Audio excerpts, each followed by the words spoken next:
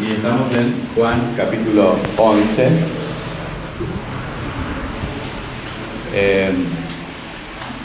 Un capítulo bastante conocido, la muerte de Lázaro y el milagro del Señor en resucitarlo.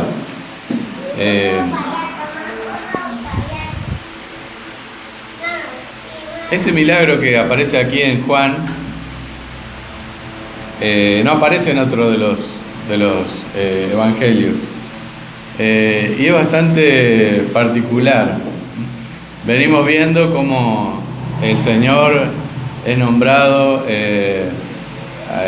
la luz de este mundo, el agua que sacia, es el Dios que hace milagros, y en este milagro está la conclusión de su ministerio prácticamente, porque después de esto vamos a encontrar una serie de discursos del Señor y ya la muerte de Él. Así que es un milagro que concluye con su ministerio, y es un milagro que habla del Señor como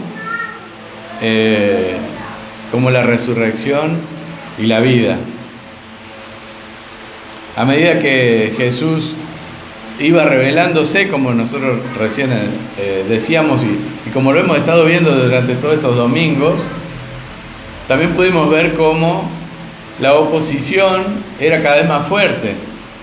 Y después de esto, ya los planes de asesinar al Señor ya eran bien concretos, y ya lo vamos a ver aquí. Ya estaban planificando cómo hacerlo,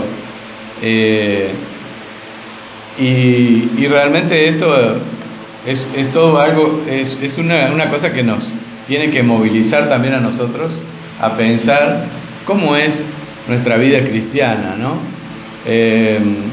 Antes de meternos con todo el texto del capítulo 11 de Juan, pensaba un poco en esto, ¿no?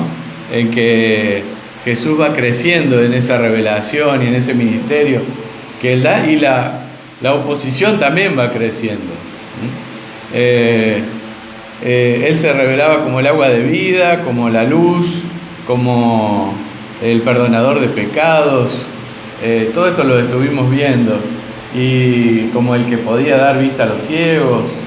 Y a medida que una de esas cosas pasaba, lo querían apedrear, lo querían golpear, lo insultaban.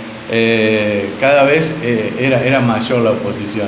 Creo que se lo leía a John Stott en algún comentario que él hace. Hacía esta mención que es bastante divertida por un lado, pero también nos hace pensar, que decía que un obispo anglicano decía esto: cuando Pablo predicaba, había apedreamientos, había oposición, había persecución. En cambio, cuando yo voy a predicar, me sirven el té. y es cierto, ¿no? La iglesia se ha convertido por ahí en otra cosa que no es con la que comenzó. Esa iglesia perseguida, esa iglesia que cuando predicaba algo pasaba, y algo pasaba que no era muy positivo, en el sentido que nos tocaba muy de cerca hasta nuestra propia persona, ¿no? Nos querían apedrear, nos querían expulsar. A Pedro lo vemos ahí en Listra, en Derbe, que lo querían sacar de las ciudades, que lo corrían con piedras, y con Jesús pasa lo mismo. Y pensaba un poco en nuestro propio ministerio y en qué estamos logrando con nuestro ministerio. Si todo está, digamos, muy light, muy tranqui, es porque, bueno, algo está pasando, algo medio flojo está pasando con nuestras vidas, si no hay oposición. No digo que esperemos un piedrazo en la cabeza, aunque por ahí lo podemos recibir, pero si no pasa nada, realmente, si nadie nos dice nada, si no hay en el colegio alguien que nos molesta, si no hay en el trabajo alguien que nos dice mira este tonto, mira cómo vive, realmente porque capaz que no estamos mostrando nada diferente. Y me hizo mucho pensar esto, ¿no? Que cada vez iba creciendo esa oposición, a medida que el Señor iba desarrollando más y más y más su ministerio. La resurrección de Lázaro, también al verla así en forma completa, me hace acordar a las lecciones del APEN, que se llaman lecciones objetivas. ¿Alguien hizo los cursos del APEN por acá? Las lecciones objetivas que te enseña el APEN a crear. ¿Qué tienen las lecciones objetivas? Como lo dice la palabra. Tiene un objetivo, ¿no? Y por ahí, mirá la Delphi, porque estuvo tomando la lección hace poco, por eso lo tiene claro. Tiene un objetivo. Y creo que este milagro de Lázaro tiene también un objetivo, y está explícito el objetivo. No es algo que nosotros nos tenemos que imaginar, a ver, de qué habrá querido hacer el Señor con todo esto. No, Él lo explicita, lo dice. Así que no nos tenemos que desviar de ese objetivo, que no lo fijamos nosotros, ni siquiera nuestra imaginación o nuestro estudio, ni nada, sino que el Señor mismo lo dijo ahí en el versículo 4. ¿Qué dice el Señor? Dice: esta enfermedad no es para muerte, sino para la gloria de Dios, para que el Hijo de Dios sea glorificado por medio de ella. Así que todo lo que viene después, podemos llegar a ir a pensar un poco en Marta, en María, en Lázaro, en Tomás, en varios de los personajes que aparecen acá, y empezar a ver cómo era qué tipo de personalidad tenía. Podemos llegar a hablar un poco de todo eso. ¿Por qué el Señor se tardó tantos días en llegar? Pero todas esas cosas en realidad son secundarias. Podemos nombrarlas, pero son secundarias. Porque en esta lección objetiva, en la vida y muerte y resurrección de Lázaro, hay un propósito que Dios mismo lo explicita. Esto es para la gloria de Dios y para que el Hijo de Dios sea glorificado por medio de ella. Así que no tenemos que perder la vista de ese objetivo que el Señor marcó. Y ahí nos vamos a dirigir, a pesar de que vamos a hablar de muchas otras cosas, pero no nos vayamos de ese lugar. Vamos a leer Juan capítulo 11. Voy a leer solamente hasta el versículo 16. Dice: y estaba enfermo cierto hombre llamado Lázaro de Betania, la aldea de María y de su hermana Marta. María, cuyo hermano Lázaro estaba enfermo, fue la que ungió al Señor con perfume y le secó los pies con sus cabellos. Las hermanas entonces mandaron a decir a Jesús: Señor, mira, el que tú amas está enfermo. Cuando Jesús lo oyó, dijo: esta enfermedad no es para muerte, sino para la gloria de Dios, para que el Hijo de Dios sea glorificado por medio de ella. Y Jesús amaba a Marta y a su hermana y a Lázaro. Cuando oyó, pues, que Lázaro estaba enfermo, entonces se quedó 2 días más en el lugar donde estaba. Luego, después de esto, dijo a sus discípulos: vamos de nuevo a Judea. Los discípulos le dijeron: Rabí, hace poco que los judíos procuraban apedrearte, ¿y vas otra vez allá? Jesús respondió: ¿no hay 12 horas en el día? Si alguno anda de día no tropieza, porque ve la luz de este mundo. Pero si alguno anda de noche, tropieza, porque la luz no está en él. Dijo esto y después de esto añadió: nuestro amigo Lázaro se ha dormido, pero voy a despertarlo. Los discípulos entonces le dijeron: Señor, si se ha dormido, se recuperará. Pero Jesús, hablando de la muerte de Lázaro, había hablado de la muerte de Lázaro, mas ellos creyeron que hablaba literalmente del sueño. Entonces Jesús, por Por eso les dijo claramente: Lázaro ha muerto, y por causa de vosotros me alegro de no haber estado allí, para que creáis, pero vamos a donde está él. Tomás, llamado el Dídimo, entonces dijo a sus condiscípulos: vamos nosotros también para morir con él.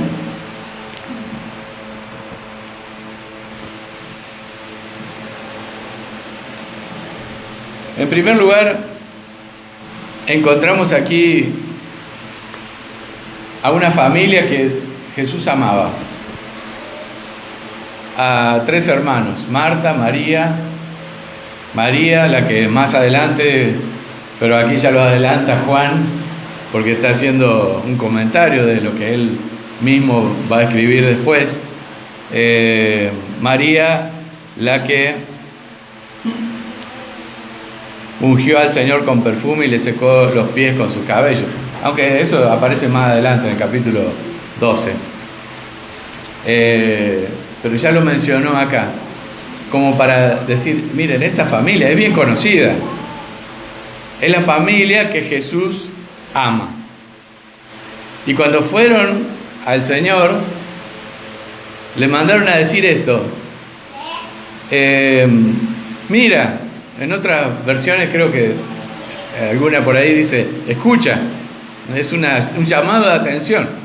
Mira, esto es algo urgente. El que tú amas está enfermo. Y acá hay algo muy importante, y hay algo que por ahí justamente en las lecciones para niños es algo que con lo que siempre empezamos a hablar: Dios te ama. Vamos a sacar el libro sin palabras. No, pero justamente habla de esto: Dios te ama. Y muchas veces hablamos de nuestro amor a Dios, o pensamos: uy, mira, Lázaro, cuánto amaría a Jesús, Marta y María, y nuestro propio amor hacia Jesús. Pero aquí está cambiando totalmente esa perspectiva. Dice: Lázaro, el que tú amas, está enfermo. El que tú amas. Y esto es algo realmente muy hermoso, y que nos tiene que llenar de confianza en el Señor, porque más allá de lo que nosotros podamos amar, y que nuestro amor es imperfecto, podemos ver que Dios nos ama a nosotros. Esto es muy importante. En algunas ocasiones en mi vida donde por ahí te entran ciertas dudas acerca de tu salvación y de si realmente estás o no estás en el camino del Señor, entender esto, que Dios te ama, es algo realmente importante. Porque al lado de nuestro amor imperfecto, de nuestro amor que no es un amor que siempre va a estar expresándose de la mejor forma, que no es fiel en muchas ocasiones, y hoy hablamos en la reunión anterior acerca de la confesión, y eso lo tenemos que hacer siempre, decíamos, justamente porque pecamos, porque nuestro amor hacia Dios no es siempre fiel. Pero saber que Dios te ama cambia totalmente tu forma de pensar y tu forma de vivir la vida cristiana. Un versículo que me ayudó mucho está en 2 Timoteo 2:19, que justamente habla de esto. Tal vez no nombra la palabra amor, pero sí habla del conocimiento de Dios. Si lo tienen por ahí, 2 Timoteo 2:19. ¿Alguien lo quiere leer? Pero el Señor ha puesto nuestro mandamiento inamovible con esta inscripción: el Señor conoce los suyos, y con esta otra: aparte de ser el mal, todo que invoque el nombre del Señor. Muy bien, tiene 2 partes. Pero la primera es de mucha ayuda para tu vida.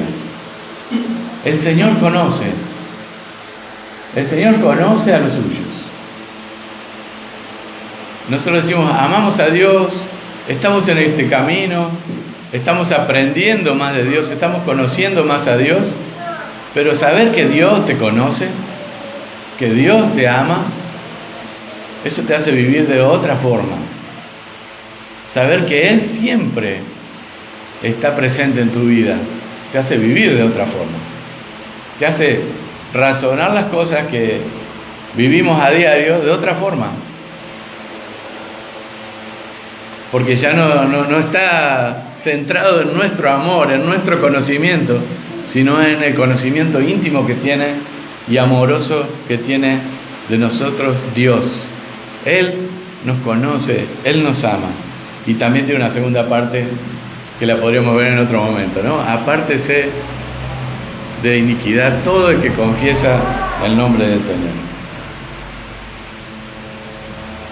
Y estos personajes que que aparecen acá, como Marta, por ejemplo, y María, estas hermanas también eran amadas por Dios.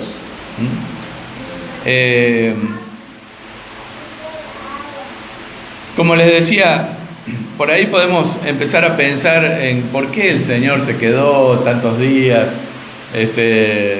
y dejó pasar el tiempo, porque aquí dice que se quedó 2 días y después estuvo yendo hacia aquel lugar, hacia Betania. ¿Y por qué dejó pasar todo este tiempo? Bueno, podríamos estar pensando en las distancias y en todo este tipo de cosas, pero no tenemos que apartarnos de este objetivo. Todo era para glorificar a Dios. Todo era porque esto que estaba sucediendo allí era para glorificar a Dios. Y si entendemos que Dios nos ama y que nuestra vida está hecha para glorificar a Dios, entonces cada minuto que nosotros vivimos, cada tiempo que el Señor deja pasar en nuestra vida, tiene ese sentido. Nosotros estudiamos la confesión de fe a la mañana, a las 10 de la mañana acá. Tenemos 2 reuniones, porque hay varios nuevos por ahí, entonces no entienden de qué estoy hablando. A la mañana estudiamos una confesión de fe, y esa confesión de fe es muy antigua, es de 1689. Junto con esa confesión de fe que Carlos Spurgeon en su tiempo la reimprimió y la repartió en su iglesia y la hizo enseñar, junto con esa confesión, también hizo mucho énfasis en lo que era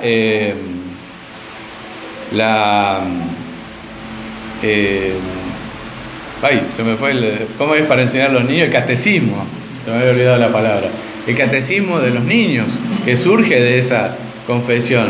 Y allá el catecismo es una cosa muy simple, porque está pensada para enseñar a niños las verdades eternas de la Biblia, con preguntas muy simples, pero también muy profundas.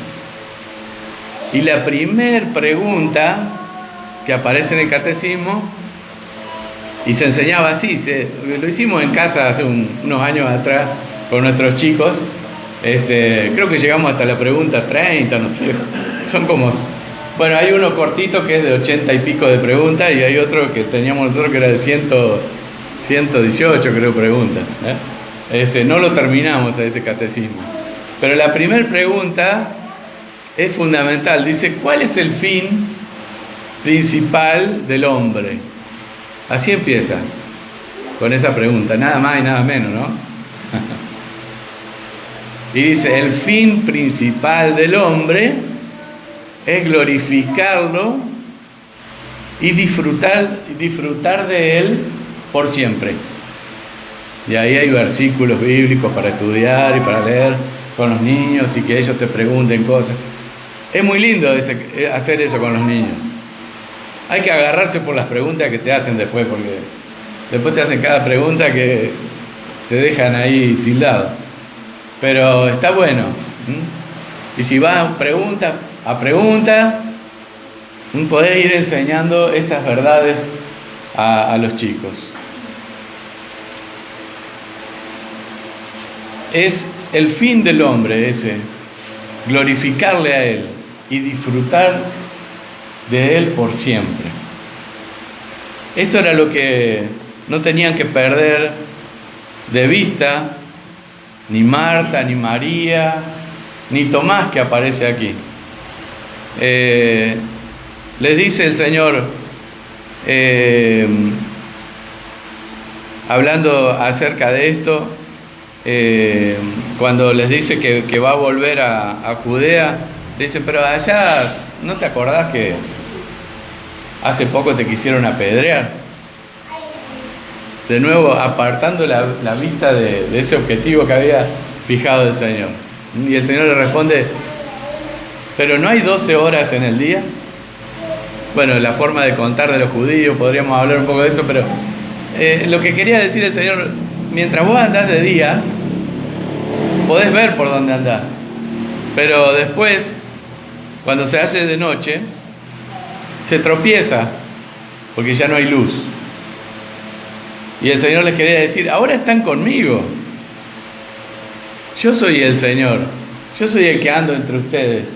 ¿No se dan cuenta que mientras ustedes estén conmigo, van a cumplir ese propósito? ¿Qué importan las piedras? ¿Qué importará la cruz?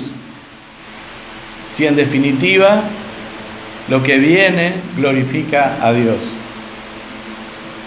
Entonces en nuestra vida, ¿qué más da lo que viene? Si lo que viene es para glorificar a Dios.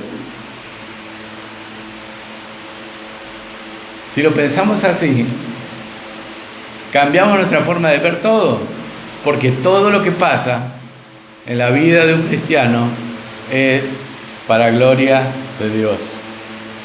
Entonces, ya no tenemos temor de lo que viene.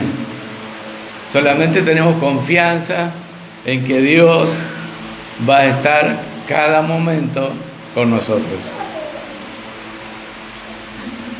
Y les habla del dormir de Lázaro, ¿no? Bueno, normalmente los discípulos aparecen como que nunca entienden nada en casi todos los evangelios. Y acá no hay una disculpa de eso. Dicen, bueno, si está dormido se va a sanar. Y entonces el Señor tiene que decir, no está dormido, está muerto. Cosa que nos ayuda después a entender la profundidad del milagro que hace el Señor. No está ni desmayado, ni está en coma, está muerto totalmente, y el Señor va a glorificarse a través de este milagro. Y acá nos encontramos con Tomás, que siempre es un personaje, no es este Tomás, sino el Tomás de la Biblia. Este es otro personaje, pero es un personaje medio oscuro, no aunque, bueno, dejémoslo de lado. Es un personaje medio oscuro dentro de la Biblia porque lo encontramos siempre como ¿cómo le dirían en Córdoba acá? El negativo. ¿El qué? El desconfiado, el que siempre tira para abajo, ¿no? Siempre con la vista para otro lado, no para donde la tiene que tener, ¿no? Después lo encontramos diciendo que si él no mete la mano en el costado, no va a creer.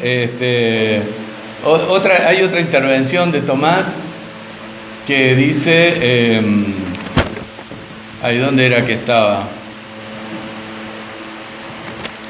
Bueno, se me perdió ahora. Hay otra intervención también muy negativa de Tomás, y esta que dice, bueno, entonces vamos todos y nos morimos todos. Vamos todos con él para morir, dice Tomás, creyendo que él tenía claro todo el plan, ¿no? Que bueno, sí, vamos porque ya lo tengo todo, ya está todo calculado, ¿no? Y sin embargo no era ese el plan, Él no tenía que morir. Lo podemos por ahí comparar un poquito con Pedro, cuando dice, no, si todos te niegan, yo no te voy a negar.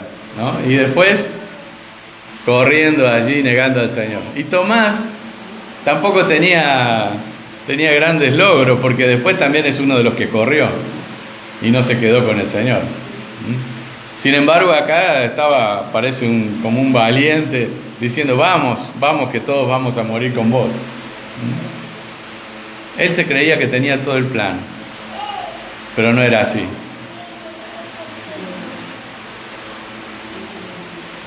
Y Marta también, vamos a avanzar un poquito. Dice, llegó pues Jesús y halló, versículo 17, que ya hacía 4 días que estaba en el sepulcro. Betania estaba cerca de Jerusalén, había venido a casa de Marta y María para consolarlas, pero por la muerte de su hermano. Entonces Marta, creo que me comí muchos de los judíos, versículo 19, había venido a casa de Marta y María para consolarlas por la muerte de su hermano. Entonces Marta, cuando oyó que Jesús venía, fue a su encuentro, pero María se quedó sentada en casa. Y Marta dijo a Jesús, Señor, si hubiera estado aquí mi hermano, no habría muerto. Otra que pensaba que el plan la tenía re clara, ¿no?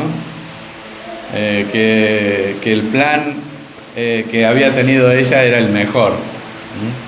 Que podía entonces decirle al Señor, mirá, si hubiese estado acá, mirá qué bueno, hubiese hecho otro milagro espectacular, ¿no? Lo sanabas.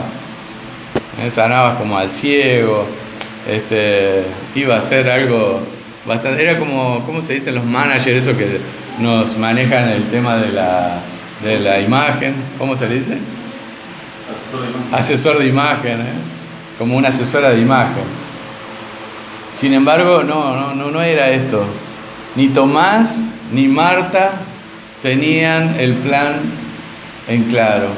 Solamente el Señor sabía lo que vendría después. Ellos querían tener el plan completo, pero el Señor es el que tiene toda la historia. Y lo mismo pasa en nuestras vidas, si nos comparamos con ellos. ¿Qué viene después? No lo sabemos. Por ahí lo queremos tener todo completo, ¿no? Y por ahí nos imaginamos cosas. Y está bien, qué sé yo. Yo quiero que mis hijos crezcan, tener nietos. No sé, cada uno tiene su plan de vida. Hay algunos que recién empiezan y están con un bebé en la panza, otros que tienen un bebito chiquito, familias que están conformadas con hijos más grandes, más chicos, que quieren tener otro hijo. Todos tenemos planes para nuestra vida, pero solo el Señor sabe lo que viene después. Lo importante no es saber todo el plan. Lo importante acá es saber que el Señor va a estar ahí. Eso es lo importante. Saber que todo lo que pasa va a glorificar a Dios.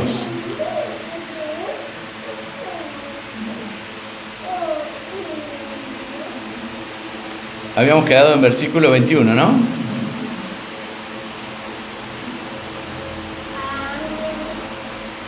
Aún ahora yo sé que todo lo que pidas a Dios, Dios te lo concederá. Jesús le dijo, tu hermano resucitará.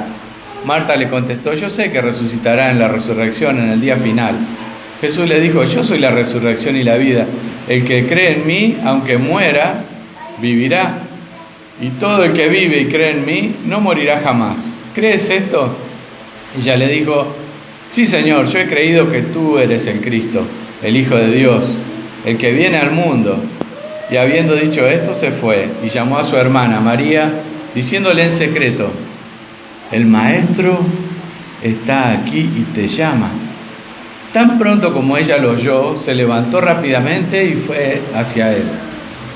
Pues Jesús no había entrado en la aldea, sino que todavía estaba en el lugar donde Marta le había encontrado. Entonces los judíos que estaban con ella en la casa consolándola, cuando vieron a María, que María se levantó deprisa y salió, la siguieron, suponiendo que iba al sepulcro a llorar allí. Cuando María llegó donde estaba Jesús, al verle, se arrojó entonces a sus pies diciéndole: Señor, si hubieras estado aquí, mi hermano no habría muerto.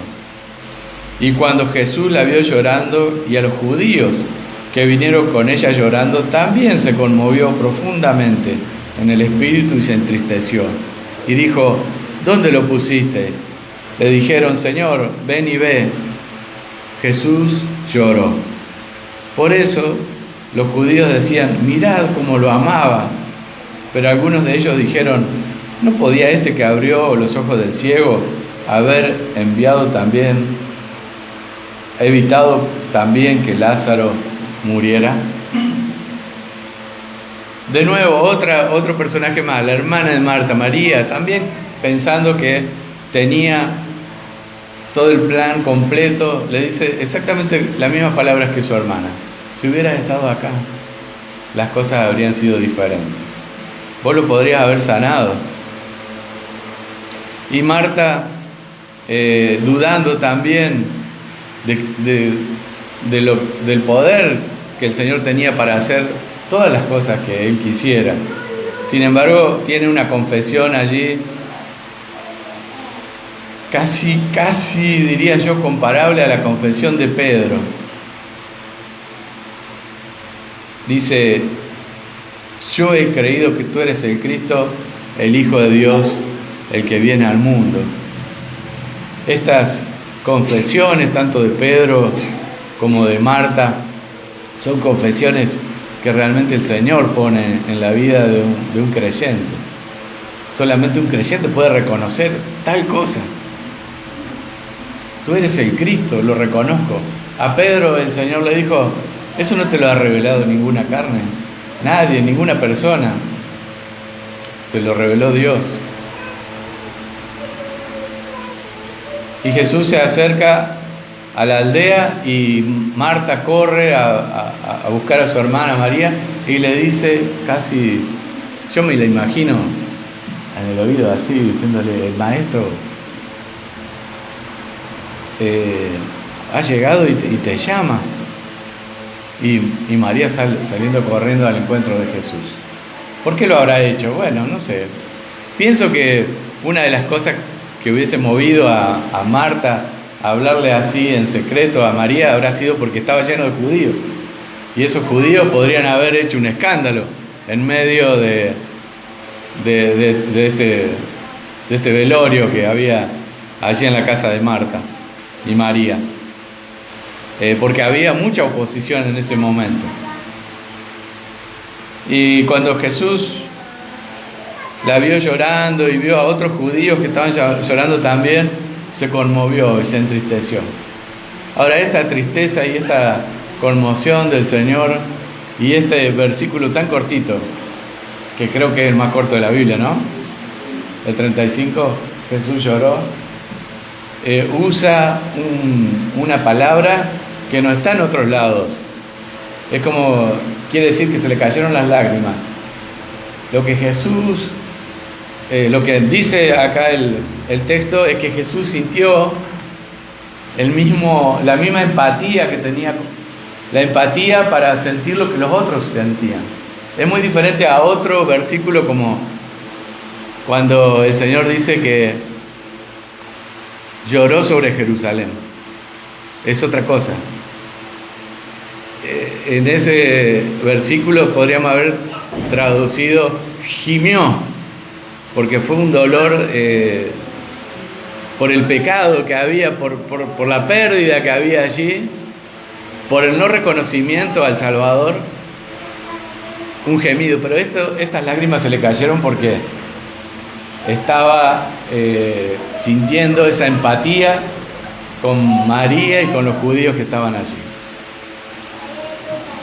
Y eso nos ayuda también a entender cómo, como dice la Biblia, tenemos un Salvador que puede compadecerse de nosotros, porque vivió las mismas cosas que nosotros hemos vivido y vivimos en esta tierra, y pudo sentir esa misma emoción que sentía en ese momento María y los otros judíos que lloraban por la pérdida de su hermano Lázaro.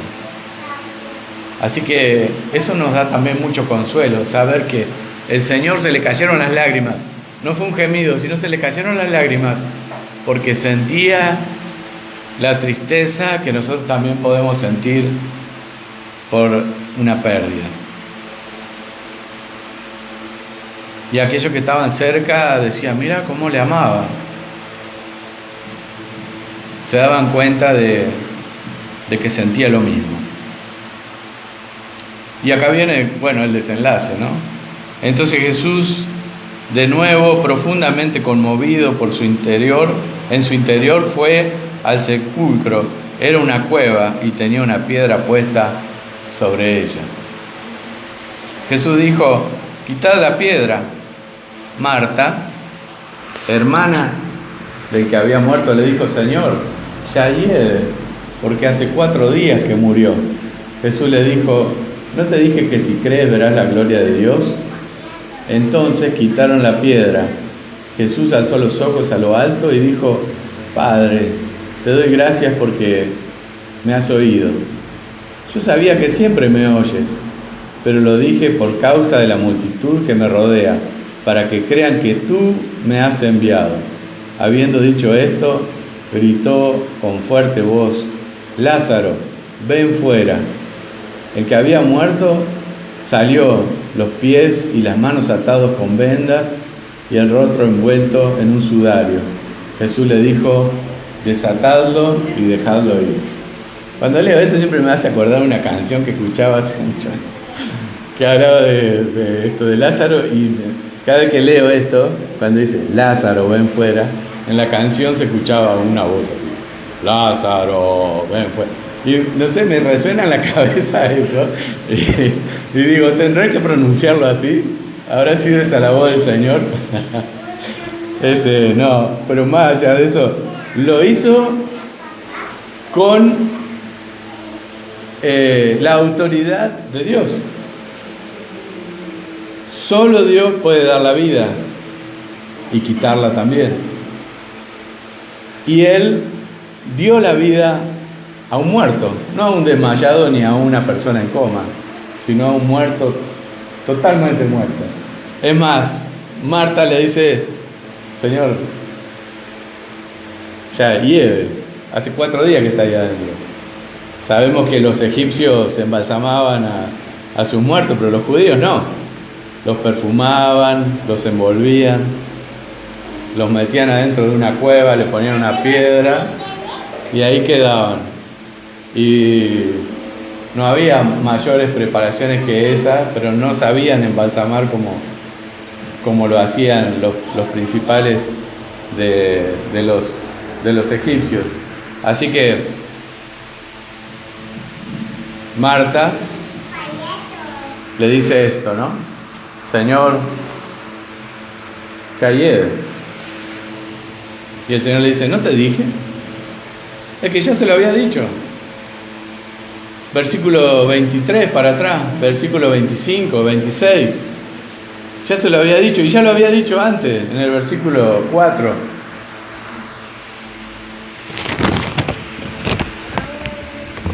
Esta enfermedad no es para muerte, sino para la gloria de Dios. Versículo 23. Jesús le dijo, tu hermano resucitará. Versículo 25, 26.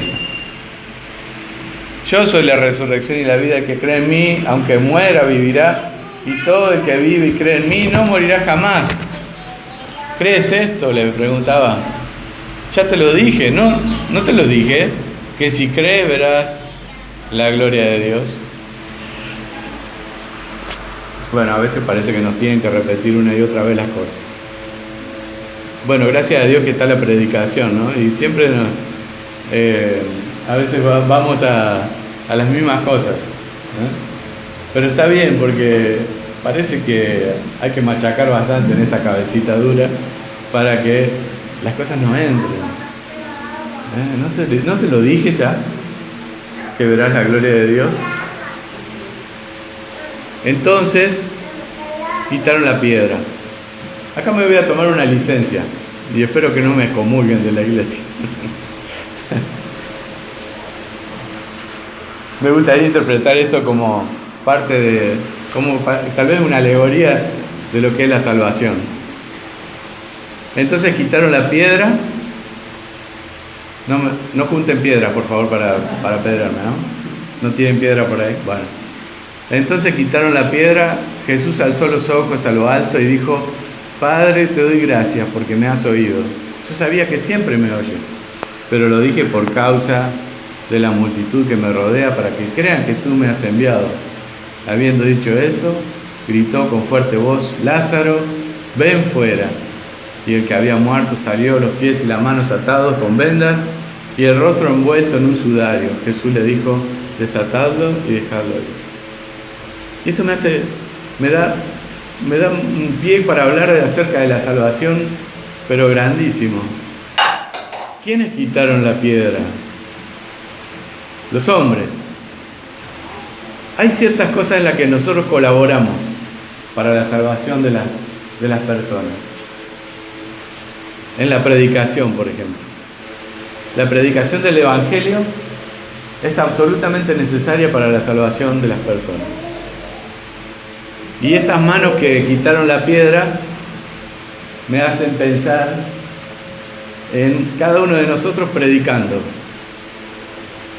Aunque ninguno de nosotros va a revivir a ningún muerto, espiritualmente hablando, ¿no? Por eso no nos corresponde a nosotros llamar al muerto. El muerto está muerto. Pero si hay algo en lo que podemos colaborar cada uno de nosotros, es en la predicación del Evangelio. Nos corresponde a nosotros. No le corresponde ni a los ángeles, miren. Pero a nosotros sí. Y el Señor entonces glorifica al Padre. Volvemos al objetivo. ¿Para qué predicamos el Evangelio? Para glorificar al Padre, porque hay un muerto que va a escuchar esa palabra y que va a pasar de muerte a vida y va a glorificar al Padre. Ahora, ¿quién da la orden? El único que puede expresar esto que es solamente algo que corresponde a Dios, con esa voz que expresa la voluntad del que todo lo puede hacer, del omnipotente, del que va a levantar al muerto y le va a dar vida. Eso solamente le corresponde a Dios. Ninguno de los que estamos acá, ni de ninguna otra iglesia, jamás ha salvado a nadie. Y en el cielo nadie nos va a agradecer por ser salvo.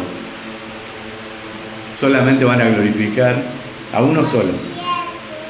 A uno solo, que con voz de Dios, del que todo lo puede, del omnipotente, llama eficazmente para dar vida a esa persona que está totalmente muerta.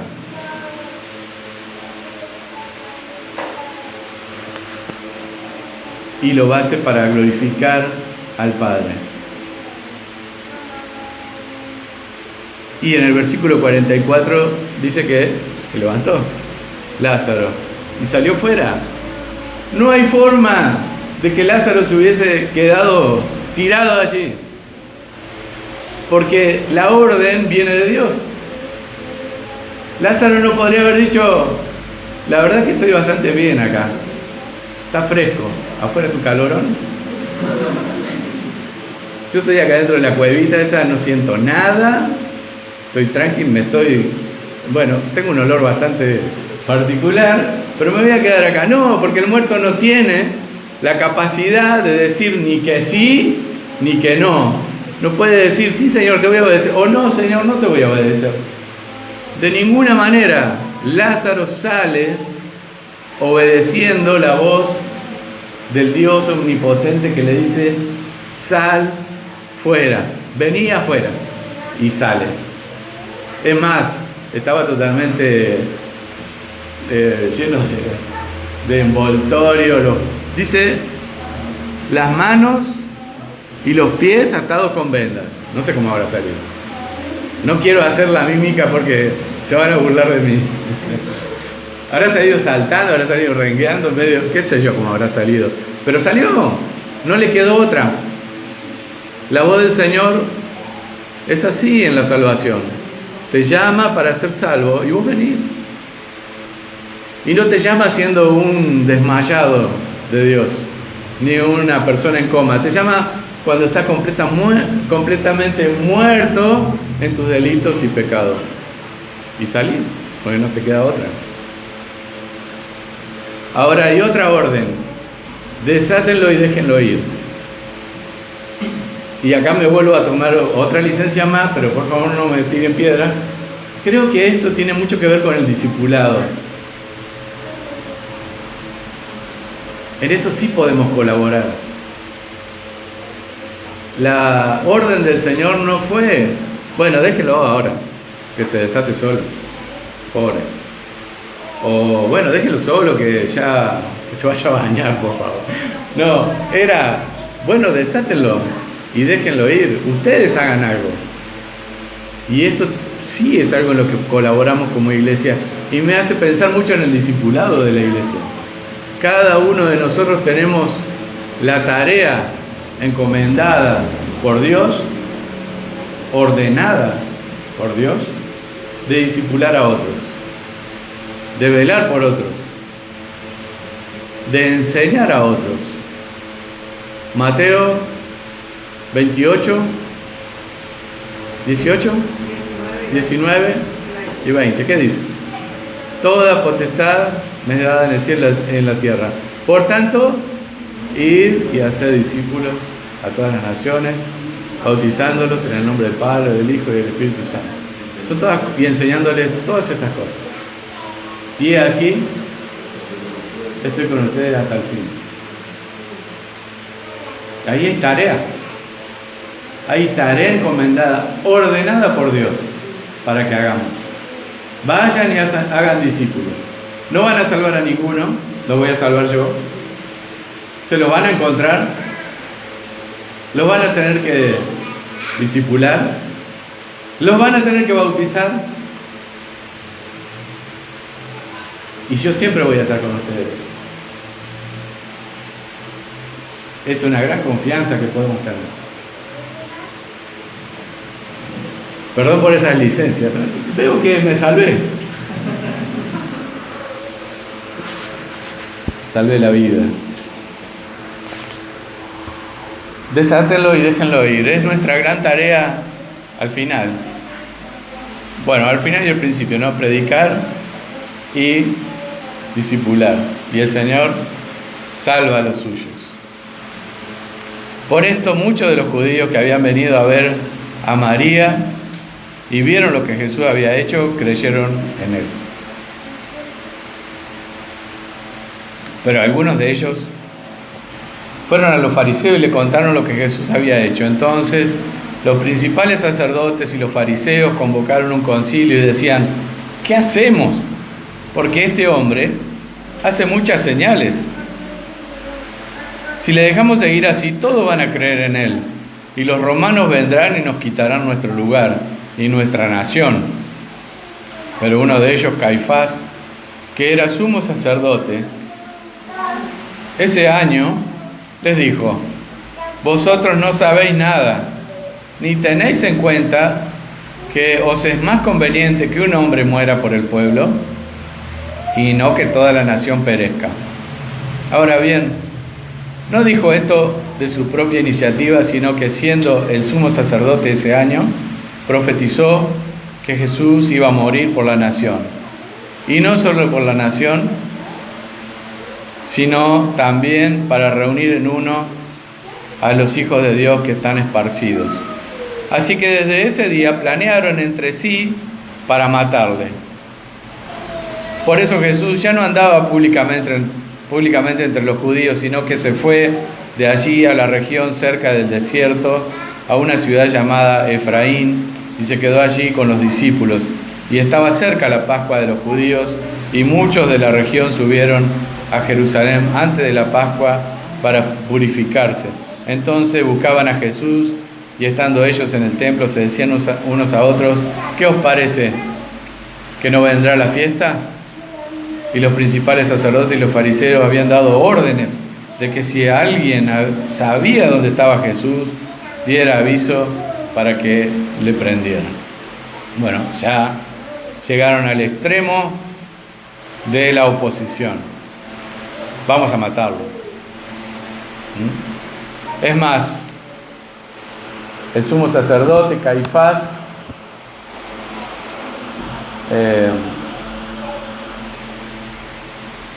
uno de los principales, es movido por Dios para profetizar. Miren, Dios hace cosas que no entendemos muy bien. A veces habla por medio de lugares y de personas que nosotros no entendemos muy bien por qué habla por ese lado, ¿no? Pero lo hace. Yo creo que Caifás no entendió ni jota de lo que dijo. O sea, entendió esto porque era un político. Es probable que haya sido saduceo. Era un político y dijo: miren, esto es fácil. Hay un tipo acá, lo matamos y se terminó. Muerto el perro, como dicen.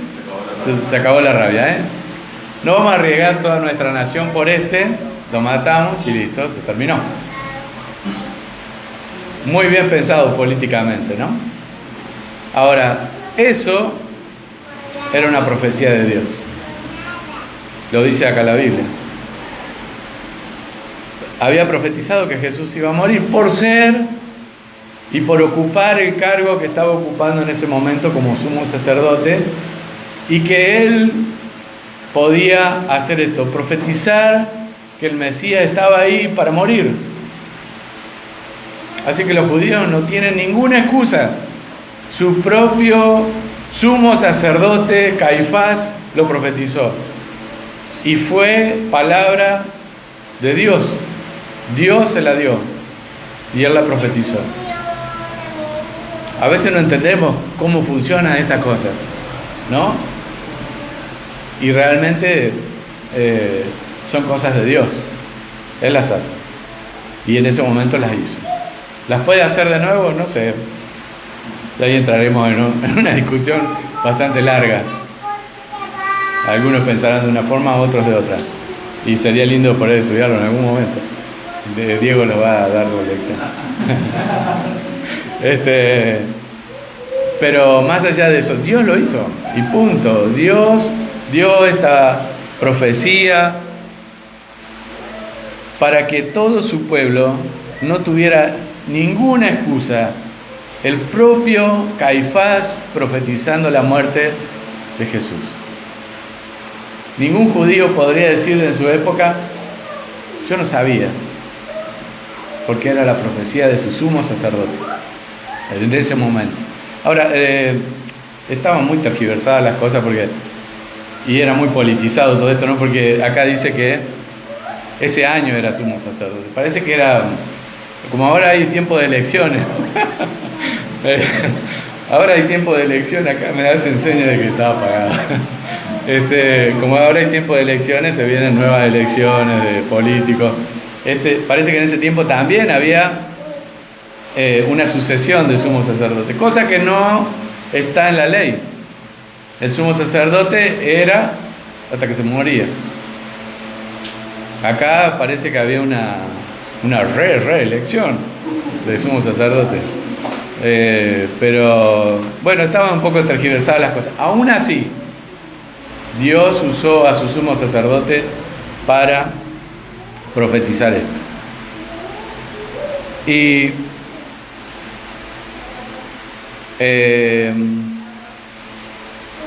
ellos planearon así para matarle. Y algo interesante que va a venir después en el capítulo 12 también, y que lo dice aquí ya como que está haciendo un adelanto.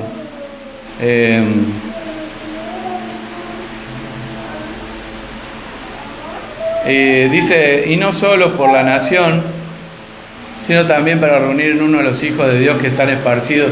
En el otro capítulo van a venir unos griegos a hablar con el Señor. Y ya empieza a abrir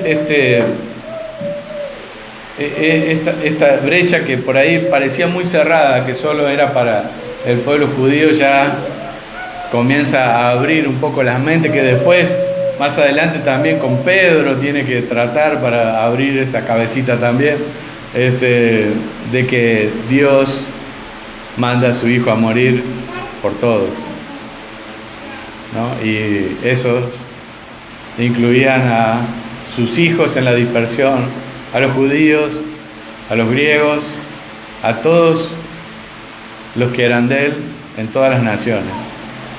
Y esto es muy importante para la iglesia, para entenderlo, la misión correcta que tiene la iglesia, y que más adelante lo vamos a poder ver también. Y ya habían dado entonces órdenes los fariseos para que en cuanto lo vieran, lo prendieran, lo metieran preso. La oposición había llegado a su máxima expresión. Ya estamos ahí, ¿no? Por eso les decía al principio, este es el milagro con el que concluye el Señor su ministerio. Luego la cruz.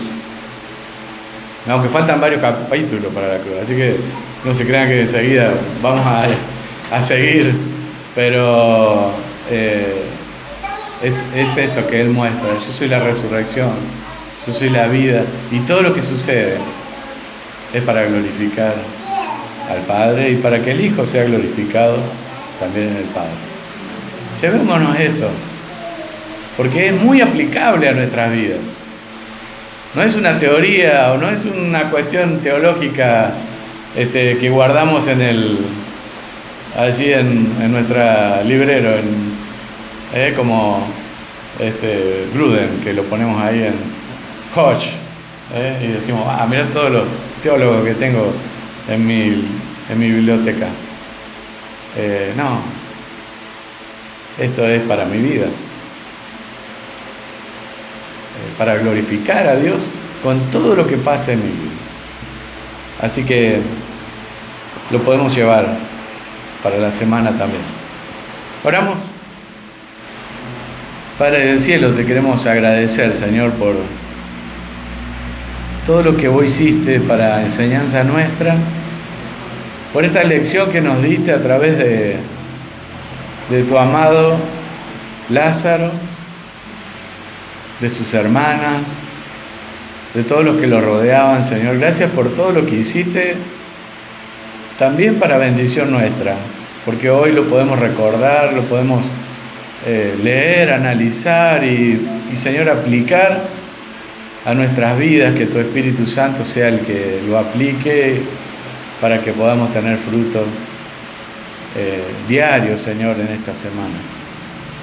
Te bendecimos, Señor, por tanta bondad para con nosotros. Te alabamos, Señor. Lo hacemos en el nombre de Jesús. Amén.